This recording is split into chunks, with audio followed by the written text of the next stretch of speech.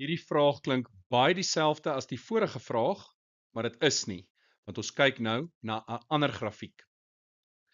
Klip word vertikaal opwaarts gegooi en keer na 'n rukkie na die gooier se hand terug.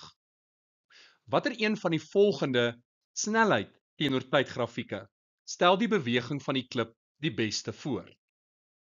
Die korrekte antwoord: B. Kom ons aanvaar opwaarts as positief, omdat in hierdie betrokke vraag dit min of meer ooreenstem met die grafieke. So hoe gaan die grafiek lyk vanaf die klip die persoon se hand verlaat totdat dit die maksimum hoogte bereik? Die klip begin met 'n positiewe beginsnelheid en dan neem dit lineêr af. Hoekom? Want swaartekrag is konstant. Dis 9,8 meter per sekonde kwadraat.